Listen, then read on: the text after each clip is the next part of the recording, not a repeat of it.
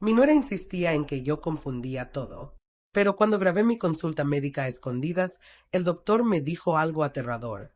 Alguien había pedido un informe falso, con mi nombre. Lo que descubrí después destruiría a mi familia, pero salvaría mi vida. Mi nuera insistía en que yo confundía todo. Pero cuando grabé mi consulta médica a escondidas, el doctor me dijo algo aterrador. Alguien había pedido un informe falso, con mi nombre. Soy Irene Castelli. Tengo 70 años y durante 4 décadas fui profesora de literatura. He enseñado a miles de alumnos a analizar textos, a encontrar verdades ocultas entre líneas. Pero nunca imaginé que la ficción más peligrosa sería la que mi propia familia estaba escribiendo sobre mí. Siempre me he enorgullecido de mi mente. Puedo recitar versos de Lorca de memoria y recuerdo la fecha de cumpleaños de cada uno de mis exalumnos. Mi mente es mi templo, mi refugio, mi herramienta más valiosa. O al menos, eso creía hasta que Marcela, la esposa de mi hijo Luis, decidió que ese templo debía ser demolido para quedarse con los escombros. Todo comenzó con sutilezas. Un juego de llaves que no aparecía donde yo lo había dejado. Una hornilla de la estufa encendida que yo juraba haber apagado. Al principio, me reí. Cosas de la edad, pensé. Vivo sola y soy independiente, pero a nadie le sorprende un olvido ocasional. Pero los olvidos se hicieron frecuentes, demasiado frecuentes, y siempre, curiosamente, ocurrían cuando Marcela estaba cerca. Ella me miraba con esos ojos grandes y expresivos, llenos de una preocupación que parecía melaza, dulce, pegajosa y sofocante. ¡Ay, Irene! Otra vez olvidaste las llaves en la puerta. Menos mal que llegué yo. ¿Qué harías sin mí? Esa frase, ¿qué harías sin mí?, se convirtió en su mantra. Y poco a poco, la duda se instaló en mi pecho como un parásito.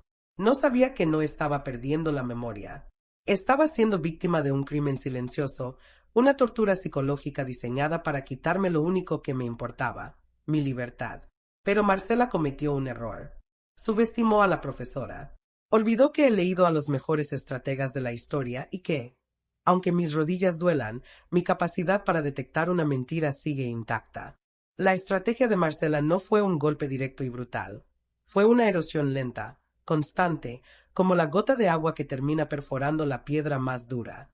Mi hijo Luis y ella venían a cenar a mi casa todos los domingos sin falta.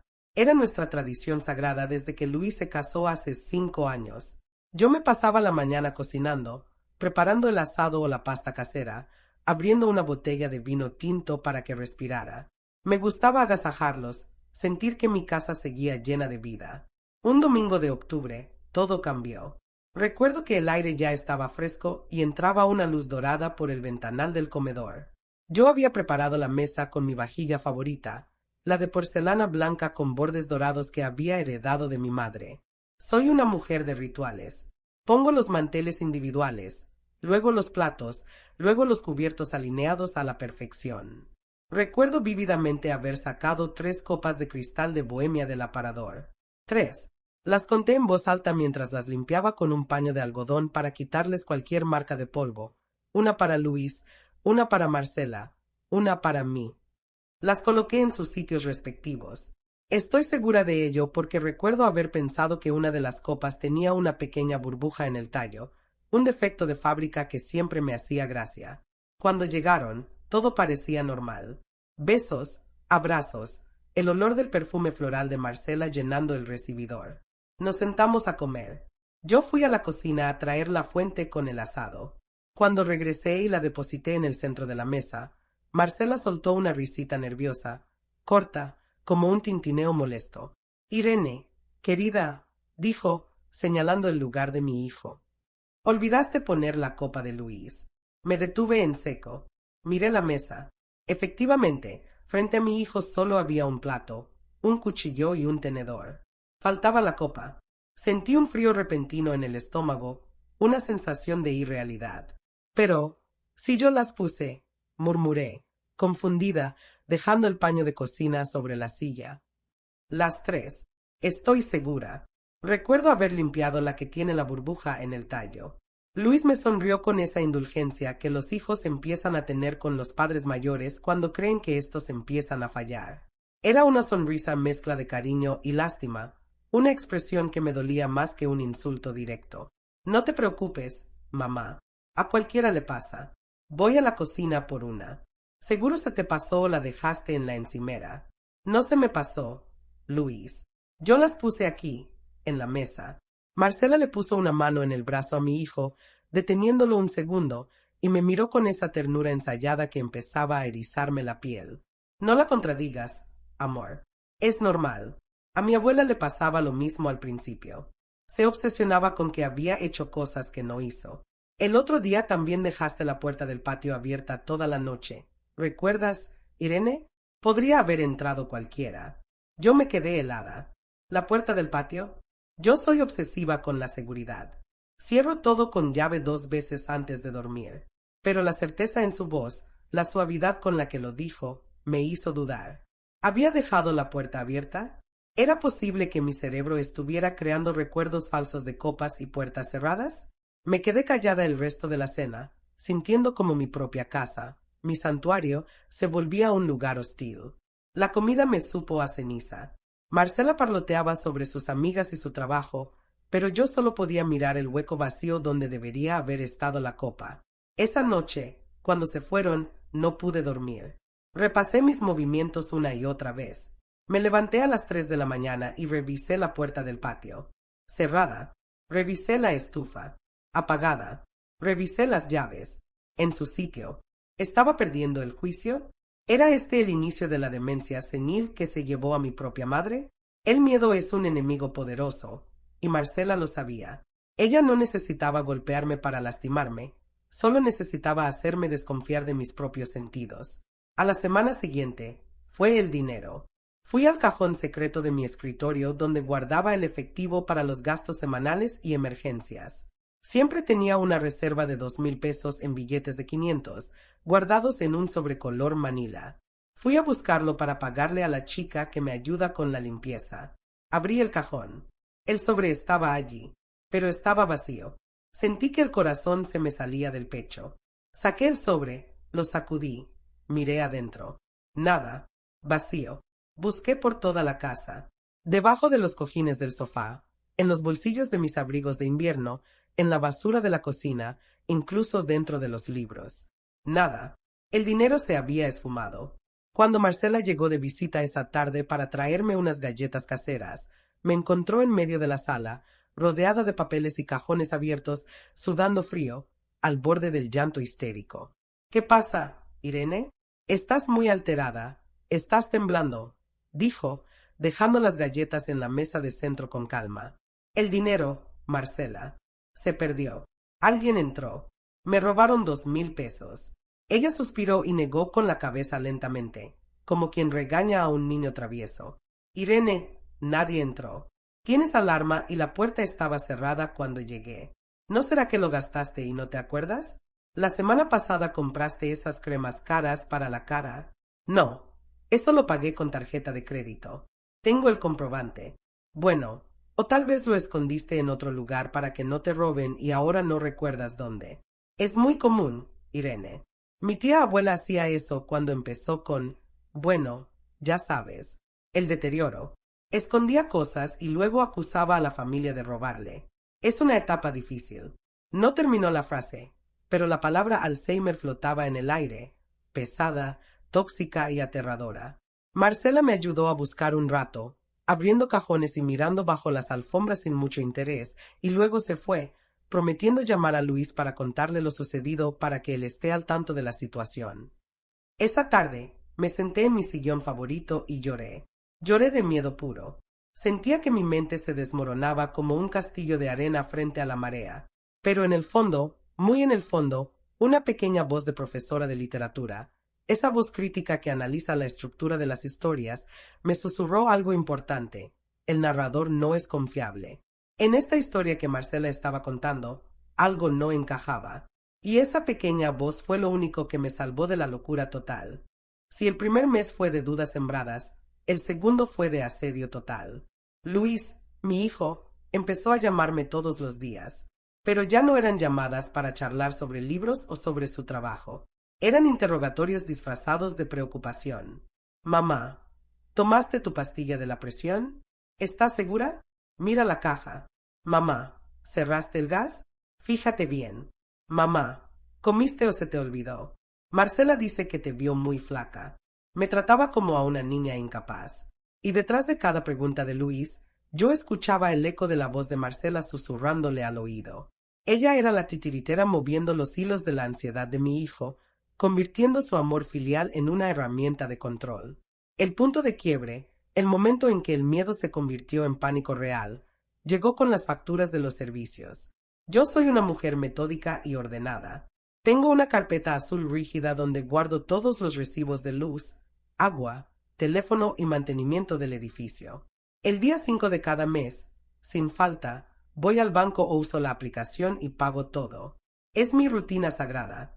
Un martes por la mañana, estaba preparando café cuando la luz se cortó. El refrigerador dejó de zumbar, la cafetera se apagó. Pensé que era un apagón general. Salí al pasillo del edificio y vi al técnico de la compañía eléctrica manipulando mi medidor con unas herramientas. Disculpe, le dije, acercándome. ¿Hay una avería en el edificio? El hombre revisó su planilla electrónica y me miró con total indiferencia. No, señora. Corte por falta de pago. Debe 3 meses de servicio. Imposible. Exclamé, sintiendo que la sangre se me subía a la cabeza. Yo pago religiosamente. Nunca he debido un centavo. Tengo los recibos guardados. El sistema dice que debe 3 meses. Si quiere reconexión, tiene que pagar la deuda más la multa. Corrí adentro, tropezando con la alfombra, desesperada por buscar mi carpeta azul. Necesitaba probar que yo no estaba loca, que yo había pagado. Fui al estudio, abrí el cajón del archivo. Saqué la carpeta azul. La abrí sobre la mesa del comedor, con las manos temblando tanto que apenas podía sostenerla. Estaba vacía. No estaban los recibos de los últimos 3 meses. Estaban los del año pasado, los de hace 2 años, pero los recientes no estaban. Faltaban. Desaparecidos. Sentí que el suelo se abría bajo mis pies. ¿Cómo podía haber olvidado pagar 3 meses seguidos? ¿Cómo podía haber perdido los recibos físicos? Empecé a hiperventilar. El pánico me cerró la garganta. Me senté en la silla, agarrándome la cabeza. Estoy loca, pensé. Realmente estoy perdiendo la cabeza. Marcela tiene razón. Soy un peligro para mí misma. En ese preciso momento, como si tuviera un radar, sonó el teléfono. Era Marcela. Hola, Irene. Oye, qué pena. Luis me acaba de llamar. El portero del edificio le avisó que vio al de la luz cortándote el servicio. ¡Qué barbaridad, Irene! ¡Qué vergüenza! No sé qué pasó, Marcela, sollocé al teléfono. Yo pagué. Yo creí que había pagado. Busqué la carpeta y está vacía. ¡Ay! Irene, esto ya es serio. No puedes vivir así. Es peligroso. Imagínate si te cortan el gas en invierno o si provocas un incendio por un descuido. Luis está muy preocupado. Está destrozado. Creemos que ya no eres capaz de administrar tu casa sola. Necesitas ayuda profesional. Esa frase. No eres capaz. Voy a ir al banco a pagar ahora mismo, dije, tratando de sonar firme, aunque me temblaba la voz y las lágrimas me corrían por la cara. No te preocupes. No salgas, no estás en condiciones. Luis ya lo pagó todo por la aplicación hace 5 minutos. Pero tenemos que hablar, Irene. En serio. Esta noche vamos a ir a verte. Esto no puede seguir así. Colgué el teléfono y me quedé mirando la carpeta azul vacía sobre la mesa. La luz del sol entraba por la ventana, iluminando el plástico. Y entonces vi algo. La carpeta azul tenía un pequeño rasguño en la esquina inferior derecha, una marca de uña pintada con esmalte rojo que había dejado un rastro casi invisible. Yo no uso esmalte rojo. Nunca. Y al acercarme para ver mejor, percibí un olor. La carpeta olía a perfume. Un perfume floral, intenso, empalagoso. Jazmín y gardenia. El perfume de Marcela. Mi mente, esa mente que ellos decían que estaba fallando, hizo clic. Hizo una conexión sináptica brillante y dolorosa. Recordé la última visita de Marcela, hace 3 días. Me había pedido ir al baño, pero tardó mucho. Dijo que le dolía el estómago y que necesitaba un té. Mientras yo estaba en la cocina preparando el té, ella estaba sola en el pasillo. El baño de visitas está justo al lado de la puerta de mi estudio. No había olvidado pagar. Alguien había interceptado mis recibos del correo antes de que yo los viera, o los había robado de mi casa. Alguien se había llevado la evidencia para que yo creyera que no había pagado. Y ese alguien olía a jazmín barato y a traición. Dejé de temblar. El miedo se transformó en algo mucho más útil y frío. Ira. Ira pura y calculadora. No estaba loca. Me estaban haciendo luz de gas. Me estaban volviendo loca a propósito. ¿El motivo? Miré a mi alrededor. Mi departamento. Un piso de 150 metros cuadrados en la mejor zona de la ciudad, pagado con el esfuerzo de toda una vida de docencia. Eso era lo que querían. Esa noche, cuando vinieron a hablar, fingí estar devastada. Lloré. Pedí perdón. Dije que estaba confundida y asustada. Quería ver hasta dónde eran capaces de llegar. Mamá, dijo Luis, tomándome la mano con ojos llorosos. Marcela y yo pensamos que lo mejor es que nosotros manejemos tus cuentas por un tiempo. Solo para que no te estreses, para quitarte esa carga. Y también deberíamos ir al médico. Irene, añadió Marcela, con sus ojos de serpiente brillando de triunfo. Conozco a un neurólogo excelente, el doctor Vargas. Es especialista en deterioro cognitivo rápido en ancianos. Ya hice una cita para ti pasado mañana. Es urgente. Está bien, susurré, bajando la cabeza como una niña regañada. Lo que ustedes digan. Estoy en sus manos. Por dentro estaba gritando de furia, pero por fuera era la viejecita dócil y senil que ellos querían ver. Acepté la cita, pero juré por la memoria de mi madre que no iría desarmada a esa consulta. Iba a pelear. El día antes de la cita médica, me desperté con una misión. Me sentía como un soldado preparándose para una misión suicida detrás de las líneas enemigas.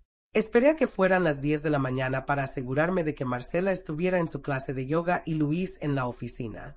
Me vestí con ropa discreta, me puse mis gafas oscuras y tomé un taxi hacia el centro de la ciudad, lejos de mi barrio habitual.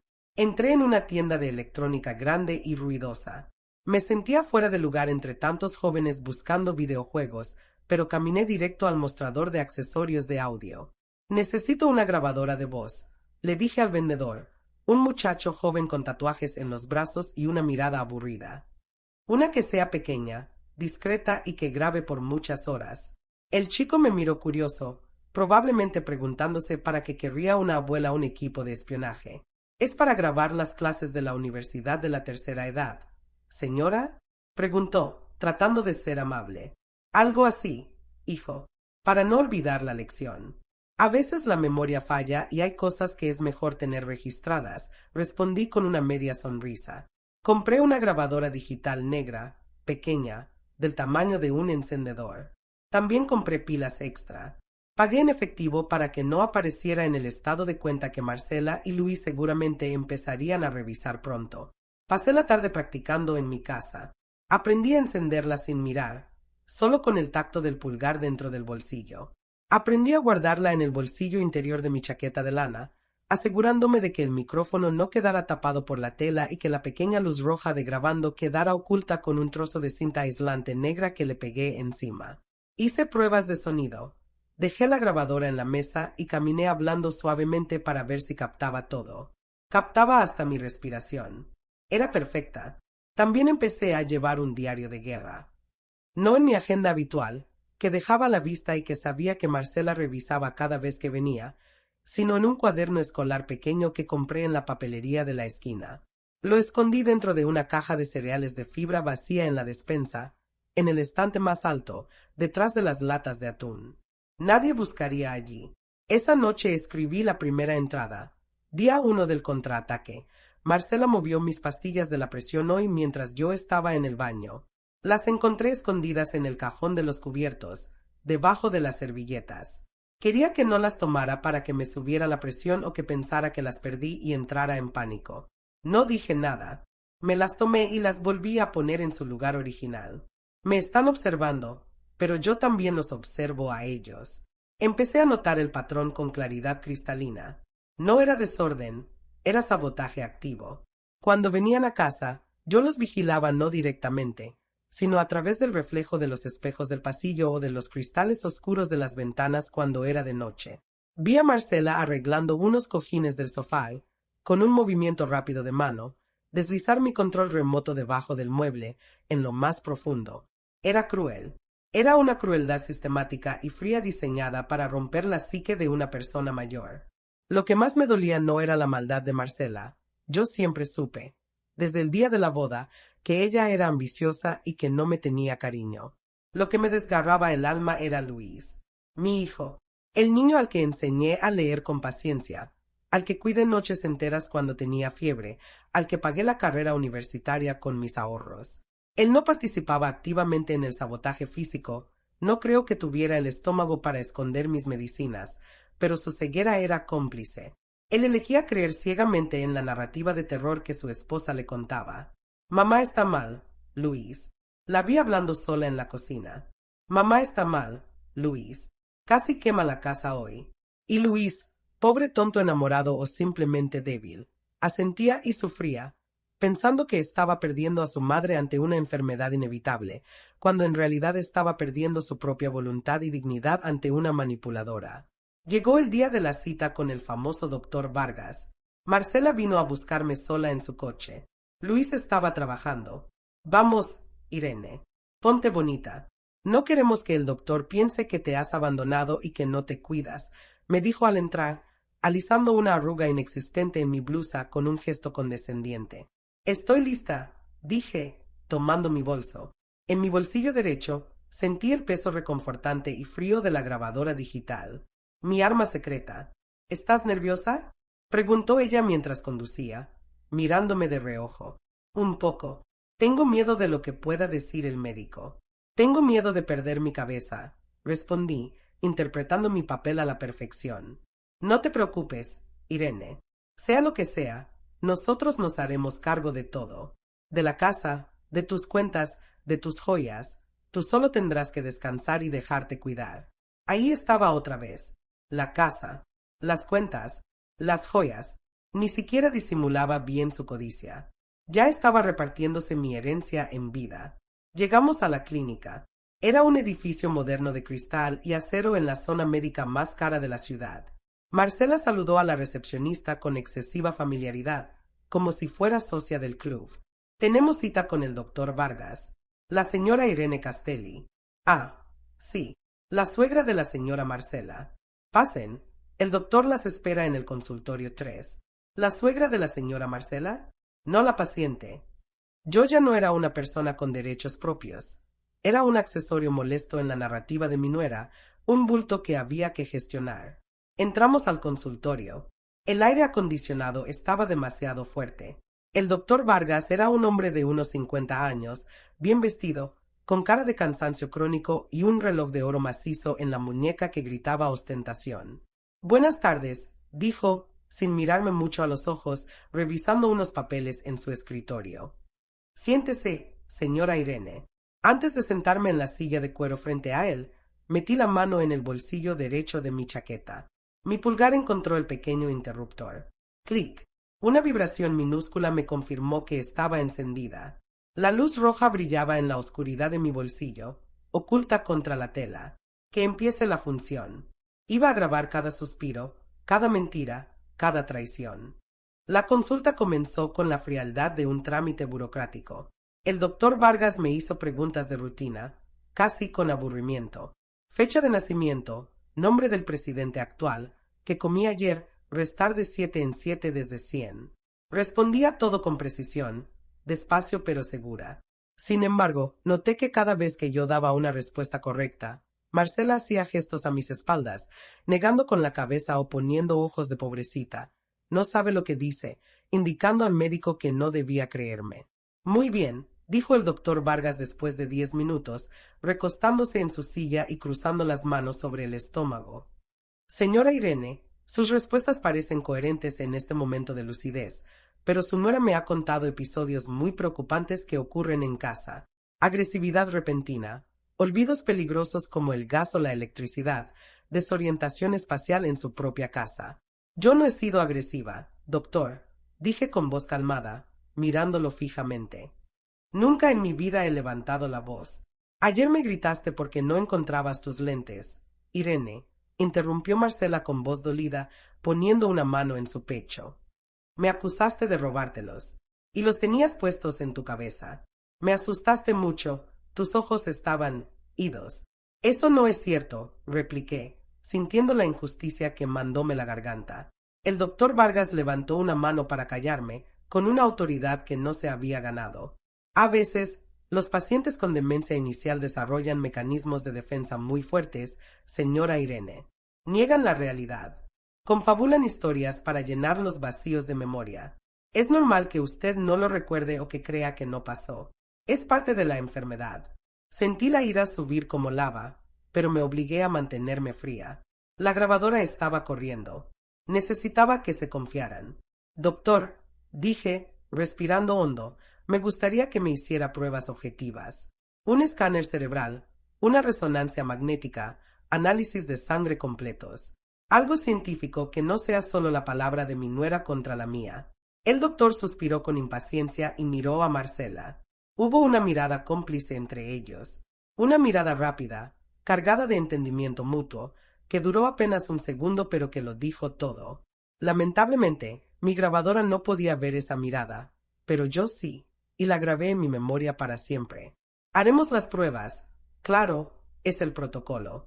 Pero, dada la descripción detallada de los síntomas, la gravedad de los incidentes reportados y la urgencia de la situación familiar para proteger su patrimonio y su integridad física, he preparado un informe preliminar. Este informe servirá para que su hijo pueda iniciar los trámites de tutela legal inmediatamente.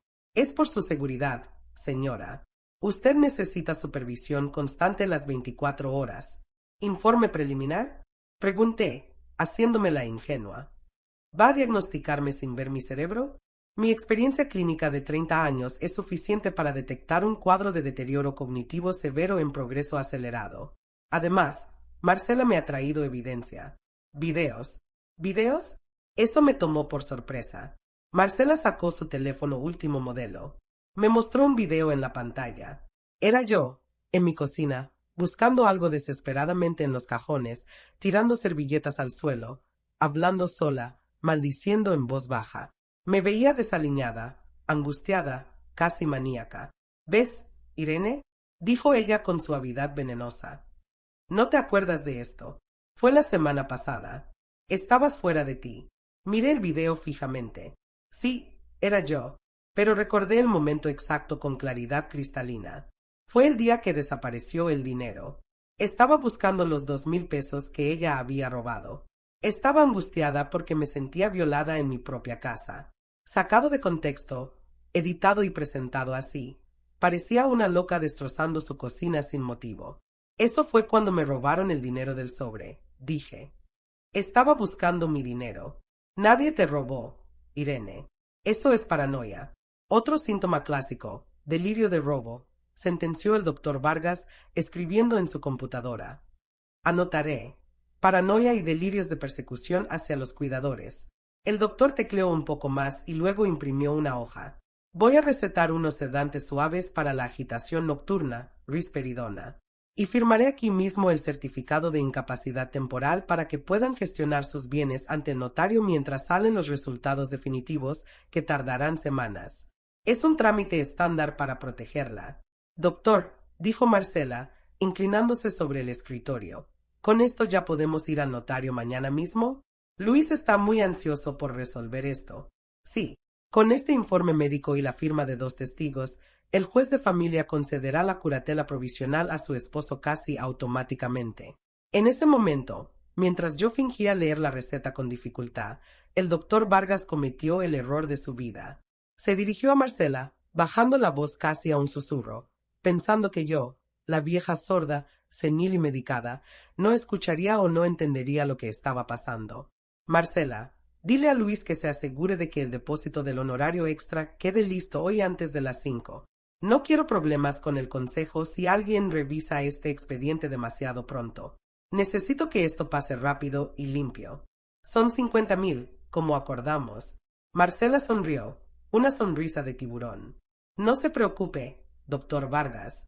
Luis transfiere hoy mismo desde la cuenta de ahorros.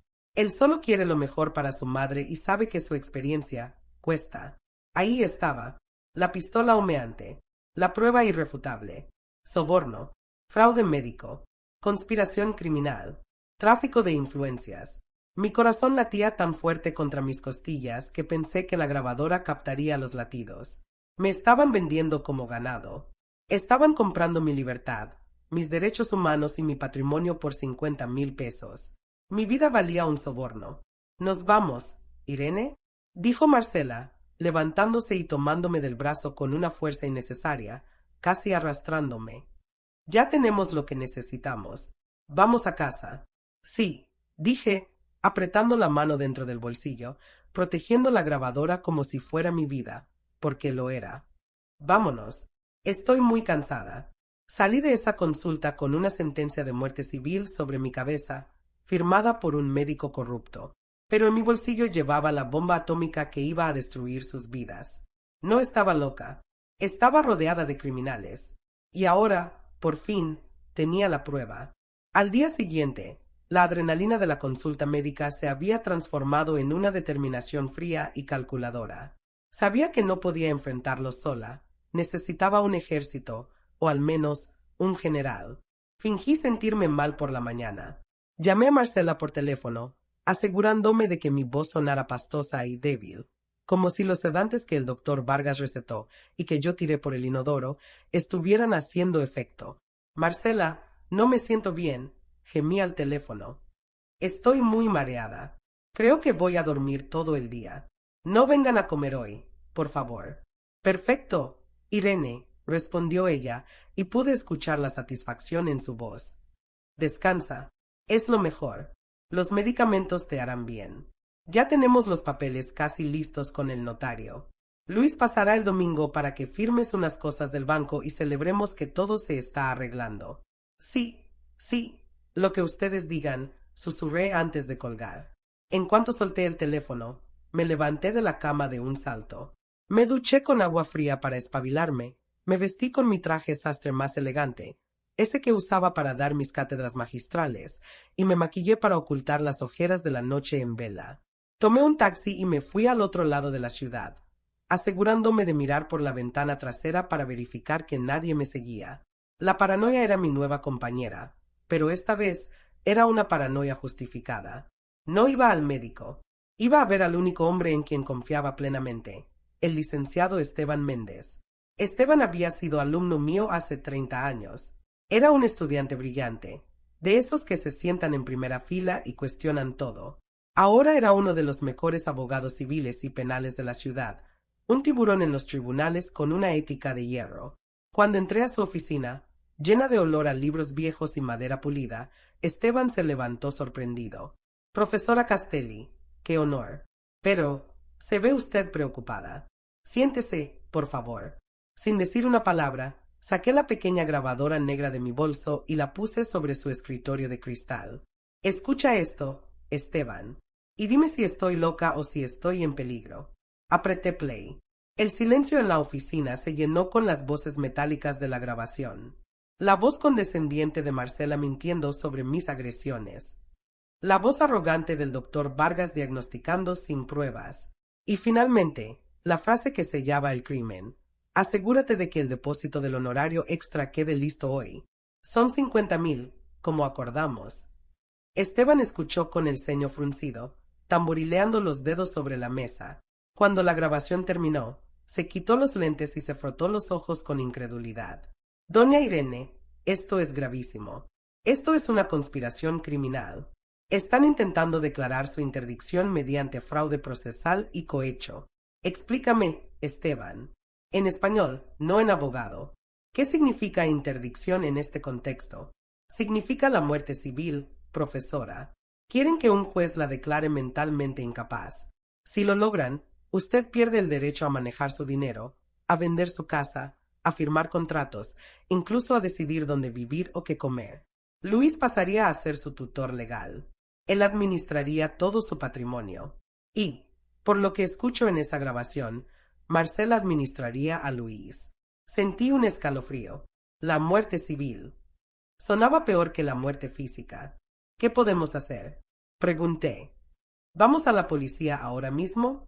Esteban negó con la cabeza lentamente, su mente de ajedrecista ya calculando jugadas. Podemos denunciarlos ahora. Sí. Fraude, falsificación de documentos médicos, coacción. El doctor Vargas perdería su licencia y podría ir a la cárcel. Marcela también. Pero, si vamos ahora, ellos dirán que la grabación es ilegal, que fue editada, o alegarán que usted está paranoica y que malinterpretó una conversación sobre honorarios médicos legítimos.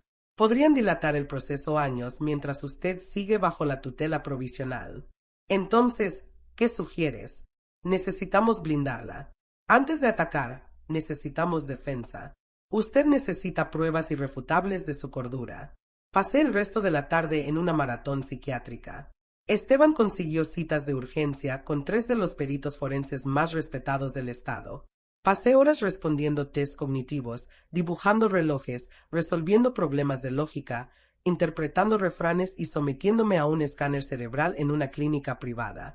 Al final del día, tenía 3 certificados médicos sellados y firmados ante notario. Señora Irene, me dijo el doctor Almazán, el último perito, mientras revisaba mis resultados, su resonancia es impecable y su test cognitivo tiene una puntuación de 30 sobre 30.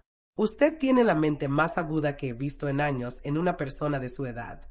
Quien diga que tiene demencia está mintiendo, es un incompetente o es un delincuente. En este caso, doctor, creo que son las 3 cosas, respondí con una sonrisa cansada. Regresé a casa con mi escudo de papel bajo el brazo y una estrategia ofensiva diseñada por Esteban. Esa noche, mientras cenaba sola una sopa instantánea en mi cocina silenciosa, miré las fotos de Luis en la repisa de la sala. Mi hijo, mi niño, el bebé que acuné. ¿Cómo había permitido esto? ¿Era maldad pura o era una debilidad patológica ante su esposa? Marcela era la autora intelectual, eso lo sabía. Pero Luis era el ejecutor financiero, el que hacía las transferencias. Y eso me rompía el corazón más que cualquier robo. Pero una madre tiene que enseñar lecciones, incluso cuando los hijos ya tienen canas y visten traje. Y Luis estaba a punto de aprender la lección más dura de su vida. No se muerde la mano que te alimentó, y mucho menos si esa mano todavía tiene fuerza para golpear de vuelta con la ley. Tomé el teléfono y marqué el número de Luis. Hijo, dije, tratando de que mi voz sonara dulce y resignada, me siento un poco mejor. Vengan a cenar el domingo. Tengo que hablar con ustedes sobre los papeles del notario. Creo que estoy lista para firmar y dejar que ustedes me cuiden. ¿De verdad, mamá? La voz de Luis sonó aliviada, casi alegre. Qué bueno. Es lo mejor, vas a ver. Estaremos ahí a las 2. Colgué. Ven, Marcela, susurré a la oscuridad de mi sala, sintiendo el peso de la grabadora en mi mano. El domingo amaneció con un sol radiante, un contraste irónico con la tormenta eléctrica que se estaba gestando en mi comedor. Me levanté a las 6 de la mañana y comencé a cocinar. Preparé el plato favorito de Luis desde que era niño, lasaña boloñesa casera, con la salsa cocinada a fuego lento durante 4 horas y mucha nuez moscada en la bechamel. Quería que la casa oliera a infancia. Quería que oliera a seguridad, a hogar, a amor maternal incondicional. Quería que el contraste entre el cariño que yo les ofrecía en ese plato y la traición fría que ellos traían en sus carpetas fuera insoportable. Quería que la culpa se les atragantara. A las 2 de la tarde en punto, el timbre sonó. Marcela entró primero, radiante, vestida como si fuera a cerrar un negocio inmobiliario importante. Traía una carpeta de cuero negro bajo el brazo, apretada contra su cuerpo. Luis entró detrás, trayendo una botella de vino caro, pero noté que no me miraba a los ojos. Me dio un beso rápido en la frente, un roce de labios fríos, y se fue directo a la cocina a descorchar el vino, evitando cualquier conversación profunda. «Qué bien te ves, Irene». «Mucho más descansada», dijo Marcela, sentándose a la cabecera de la mesa, mi lugar habitual.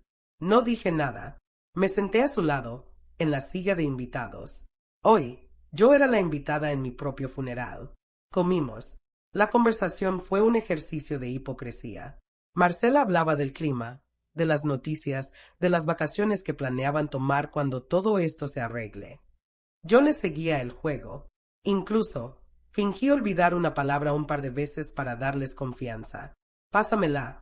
Esa cosa para cortar», Ya sabes, el que tiene filo, dije, señalando el cuchillo y tartamudeando a propósito. Marcela le lanzó una mirada significativa a Luis por encima de la copa de vino. ¿Ves? Está peor, ya no sabe ni cómo se llama el cuchillo, decían sus ojos crueles. Luis bajó la mirada a su plato, incapaz de sostener la farsa. Cuando terminamos el postre y serví el café, Marcela apartó su plato con un gesto decidido y puso la carpeta negra sobre la mesa. El sonido del cuero golpeando la madera resonó como un martillazo. Bueno, Irene, qué rico estaba todo. Pero creo que es hora de ver lo importante. Luis tiene que irse temprano mañana al juzgado de lo familiar y necesitamos tu firma en este consentimiento y en los poderes notariales. ¿Qué es exactamente esto, Marcela? Pregunté, poniéndome mis lentes de lectura con una lentitud exasperante, saboreando el momento. ¿Para qué es? Es solo un documento para que Luis pueda ayudarte a pagar las cuentas, mamá, dijo Luis, interviniendo por primera vez con voz ronca. Para que no te corten la luz otra vez. Es un poder administrativo simple. Nada más. Para quitarte cargas de encima. Mentira. Leí el encabezado en voz alta, despacio y claro. Solicitud de declaración de estado de interdicción y nombramiento de tutor definitivo. Levanté la vista por encima de mis lentes. Esto no es un poder administrativo para pagar la luz, hijo. Esto es la entrega total de mis derechos humanos. Es un tecnicismo legal, Irene, se apresuró a decir Marcela, con una sonrisa tensa. No te preocupes por las palabras complicadas. Lo importante es que estaremos a cargo y tú estarás segura. Ya veo. ¿Y el doctor Vargas está seguro de esto? ¿Su informe es la base de todo esto? Completamente. Es un experto en su campo. Su diagnóstico es inapelable. Qué curioso, dije, cerrando su carpeta y empujándola suavemente hacia el centro de la mesa. Porque yo también vi a unos expertos esta semana. El silencio cayó sobre la mesa como una losa de plomo de 1 tonelada. La sonrisa de Marcela se congeló. Luis frunció el ceño, confundido. El único sonido era el tic-tac del reloj de pared. ¿Qué expertos? Preguntó Marcela, con la voz un tono más aguda y estridente. Al doctor Almazán, al doctor Ruiz y a la doctora Fuentes. 3 psiquiatras forenses certificados por el Tribunal Superior de Justicia. Me agaché y saqué mi propia carpeta de debajo de la mesa. Era roja. La puse junto a la negra de Marcela. Y los 3 coinciden, por escrito y ante notario, en que mi salud mental es perfecta. De hecho, el doctor Almazán dijo que mi memoria es superior al promedio. No tengo demencia, Marcela. No tengo Alzheimer, Luis. Estoy perfectamente sana. Marcela se puso pálida, como si hubiera visto un fantasma. Luis miraba de una carpeta a la otra, completamente aturdido. Mamá, ¿qué estás haciendo? ¿Por qué fuiste a otros médicos a escondidas? ¿No confías en nosotros? Porque tenía dudas, hijo. Dudas sobre por qué se me perdían las llaves solo cuando Marcela venía. Dudas sobre por qué desapareció el dinero de mi cajón solo cuando Marcela se quedó sola en la sala. Y dudas sobre por qué un médico que me vio 15 minutos decidió que yo era una inválida mental y me recetó antipsicóticos que no necesito. Estás paranoica, escupió Marcela, perdiendo la máscara de dulzura y poniéndose de pie. Eso prueba que estás mal. Desconfiar de tu familia, inventar conspiraciones, es el primer síntoma de la demencia senil. Necesitas ayuda urgente. Ah, ¿sí? Sonreí. Fue una sonrisa triste, rota, pero llena de dignidad. ¿Entonces esto también es paranoia? Metí la mano en mi bolsillo y saqué la grabadora negra. La puse en el centro de la mesa, entre la lasaña a medio terminar y la botella de vino. Apreté play y subí el volumen al máximo. La voz del doctor Vargas llenó el comedor, clara y nítida, rebotando en las paredes de mi hogar. Marcela, dile a Luis que se asegure de que el depósito del honorario extra quede listo hoy. No quiero problemas. Son 50,000, como acordamos. Luis transfiere hoy mismo. Luis se quedó congelado. Su cara pasó del rojo vergüenza al blanco mortal en segundos. Miró la grabadora, luego me miró a mí, y finalmente se giró lentamente hacia su esposa, como si estuviera viendo a una desconocida, a un monstruo. Marcela, susurró Luis, con la voz quebrada. ¿Qué es esto? ¿Honorario extra? ¿Le pagaste al médico para que falsificara el informe? ¿50,000 pesos? Marcela intentó agarrar la grabadora con un manotazo desesperado, pero yo fui más rápida y la retiré. No, no, querida. Esta es solo una copia digital. El original lo tiene mi abogado, el licenciado Méndez. ¿Qué? Por cierto, está en su oficina ahora mismo esperando mi llamada para presentar una denuncia penal por fraude procesal, falsificación de documentos clínicos, cohecho y violencia intrafamiliar contra el doctor Vargas y contra ustedes dos. Marcela retrocedió, chocando contra la silla. Tú no puedes hacernos esto, gritó, histérica. Luis es tu hijo. Lo hicimos por tu bien, para protegerte. ¿Por mi bien? Grité, golpeando la mesa con la palma abierta. Fue la primera vez en años que alcé la voz en mi propia casa. ¿Robarme mi vida es por mi bien? ¿Hacerme creer que estoy loca? ¿Esconderme las cosas? ¿Apagarme la luz? ¿Es por mi bien? Miré a Luis. Estaba llorando en silencio, con las manos cubriéndose la cara. Yo no sabía lo del soborno. Mamá, te lo juro por mi vida. Marcela me dijo que eran honorarios normales de un especialista privado. Yo creí que estabas enferma de verdad. Yo firmé la transferencia pensando que era para tu tratamiento. ¿Por qué eres débil, Luis? Le dije, y cada palabra me dolía más a mí que a él.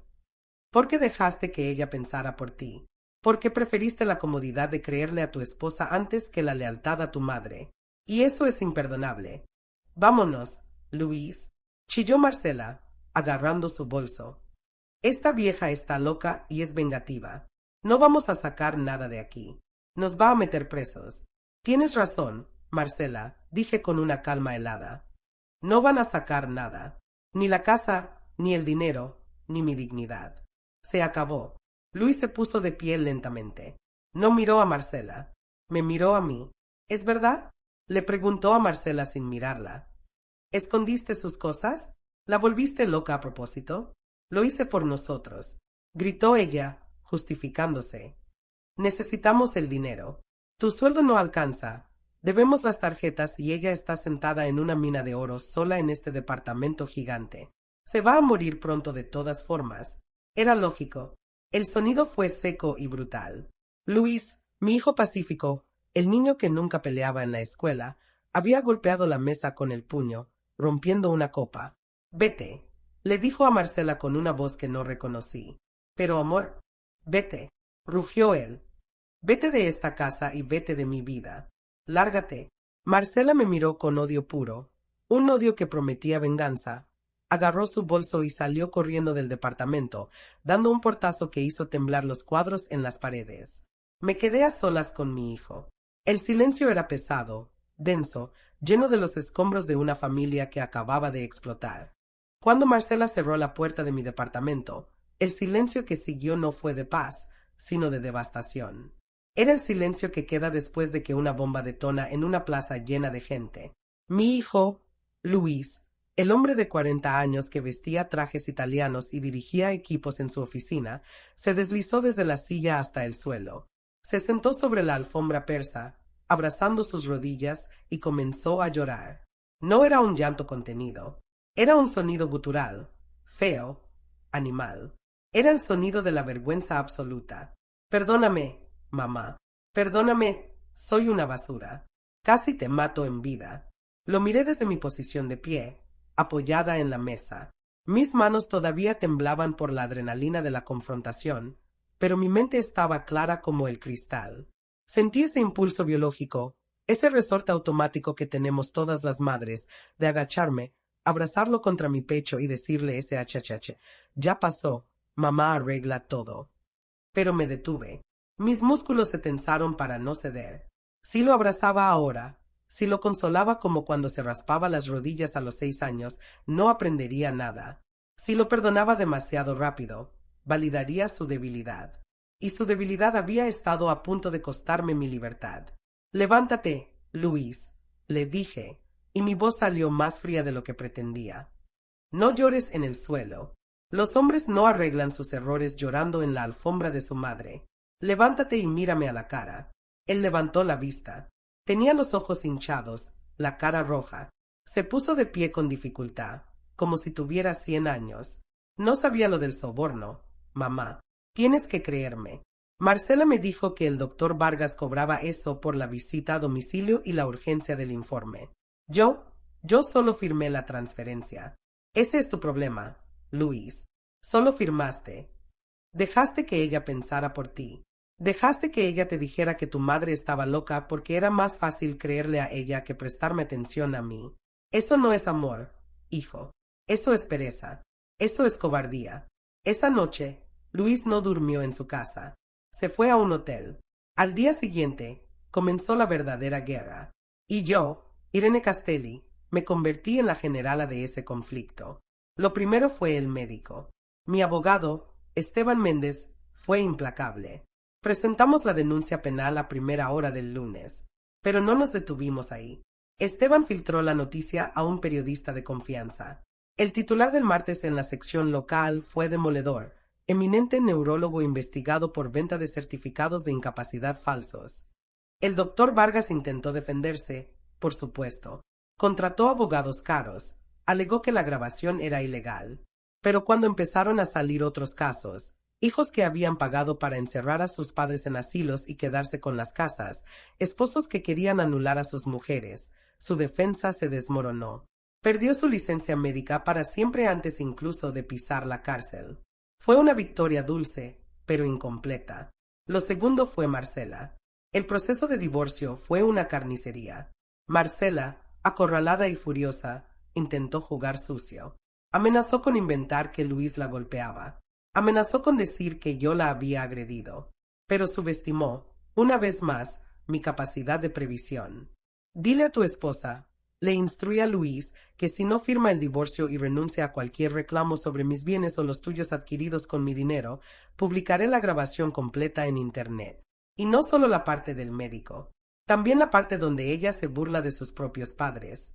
Sí, tenía eso grabado también. En una de sus visitas, mientras yo fingía dormir en el sofá, la grabé hablando por teléfono con una amiga, llamando a su propia madre vieja e insoportable y diciendo que ojalá se muriera pronto para heredar la casa de la playa. Cuando Luis le puso esa grabación, Marcela firmó los papeles del divorcio en tiempo récord. Se fue de la ciudad esa misma semana, regresando a la provincia del norte de donde vino, con la reputación destruida y los bolsillos vacíos. Pero lo más difícil no fue destruir a mis enemigos. Fue reconstruir la relación con mi hijo. Luis quería volver a la normalidad de inmediato. Quería venir los domingos, traerme flores, hacer como que el episodio de la demencia nunca existió. Pero yo no se lo permití. La confianza es un plato de porcelana. Una vez que se rompe, puedes pegarlo, pero si lo usas como si nada, se volverá a romper con el agua caliente. Un mes después de la confrontación, cité a Luis en la oficina de Esteban. Siéntate, hijo, le dije. Luis miró a Esteban, luego a los papeles sobre el escritorio. ¿Qué es esto, mamá? ¿Me vas a desheredar? Preguntó con voz temblorosa. No, sigues siendo mi único heredero. Pero mientras yo viva, las reglas cambian. Empujé el documento hacia él. Esto es un mandato preventivo y testamento vital. En este documento, designo al licenciado Esteban Méndez como mi tutor legal en caso de incapacidad futura real. Si algún día tengo Alzheimer, si algún día no puedo hablar, Esteban decidirá dónde vivo, qué médicos me atienden y cómo se gasta mi dinero. No tú. Luis leyó el documento. Las lágrimas volvieron a sus ojos. Mamá, ¿tanto desconfías de mí? No es desconfianza, Luis. Es protección. Para mí y para ti. Te estoy protegiendo de tu propia debilidad. Si en el futuro aparece otra Marcela, no podrá usarte para llegar a mí, porque tú no tendrás poder. Lo entiendo, dijo él, tomando la pluma. Le temblaba la mano.